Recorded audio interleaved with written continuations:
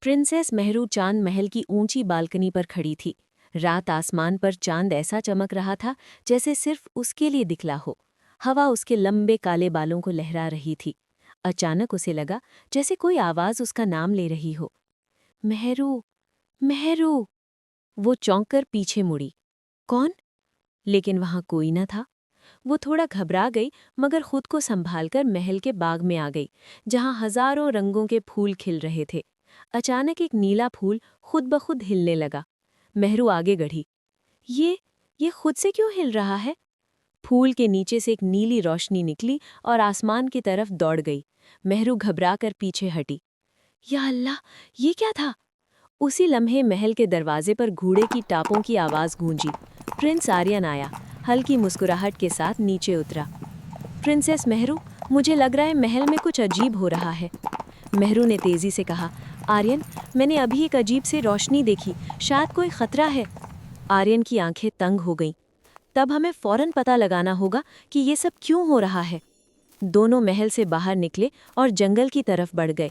जंगल की फिजा एकदम खौफनाक थी। दरख्त ऐसे झुक-झुक कर देख रहे थे जैसे जिंदा हों। मेहरू ने आर्यन का हाथ पकड़ लिया। मुझे डर लग रहा है। आर्यन ने मजबूत लहजे में कहा। मैं हूं ना, कुछ नहीं होगा। अचानक अंधेरे में से एक तेज चीख निकली। आह! जंगल लरज उठा। मेहरू की सांस रुक गई। आर्यन, वो क्या था?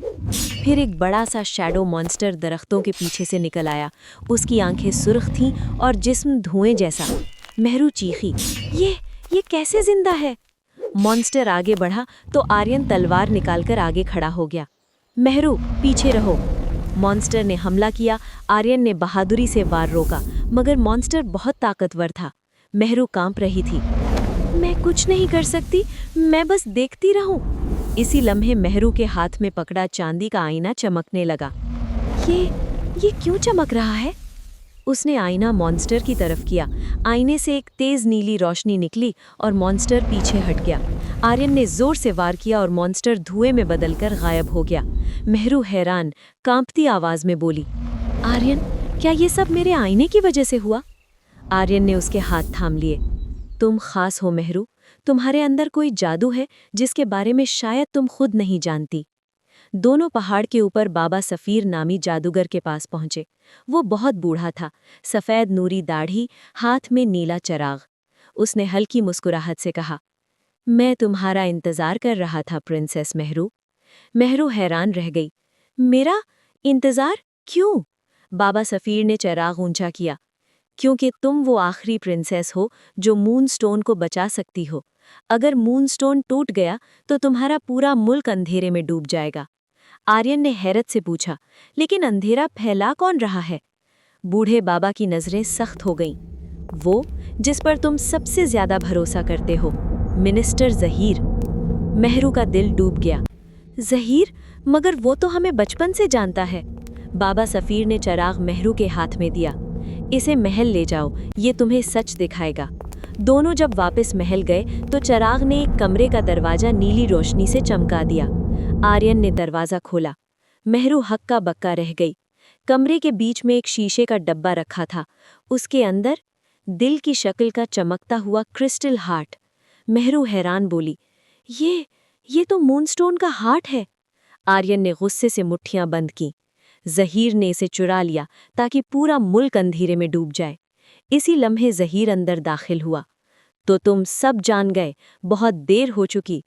मेहरू ने चराग जहीर की तरफ किया। चराग की रोशनी ने उसका असल चेहरा जाहिर किया। वो इंसान ही नहीं बल्कि एक शैडो क्रीचर था। मेहरू ने कांपती आवाज में कहा, तो तुमने पूरे मुल्क को धोखा दिया। जहीर गुस्से से चीखा, शैडो किंगडम को रोशनी पसंद नहीं, मूनस्टोन मुझे चाहिए। आर्यन ने तलवार उठाई। पहले हमें गुजरना होगा। जबरदस्त लड़ाई हुई। मेहरू ने हिम्मत करके क्रिस्टल हार्ट उठाया। पूरा कमरा रोशन हो गया। जहीर चीहा और धुएं में बदलकर गायब हो गया।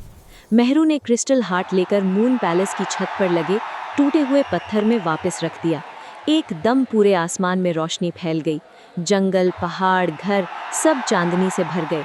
लोग खुशी से चीखे, प्रिंसेस मेहरू जिंदाबाद।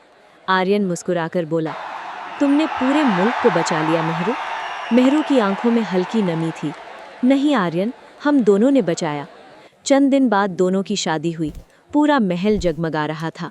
मेहरू का नीला और चांदी वाला जोड़ा चांद की तरह चमक रहा था। आर्यन सफ़ेद नीली वर्दी में बेहद हसीन लग रहा था। जब दोनों ने एक दूसरे का हाथ थामा तो मेहरू ने धीरे से कहा, आर्यन, अब कभी डर नहीं लगेगा। आर्यन ने मुस्कुराकर जवाब दिया, क्योंकि हम हमेशा साथ रहेंगे। यूं प्रिंसेस मेहरू और प्रिंस आर्यन ने न सिर्फ मुल्क बचाया, बल्कि एक नई रोशनी, नई उम्मीद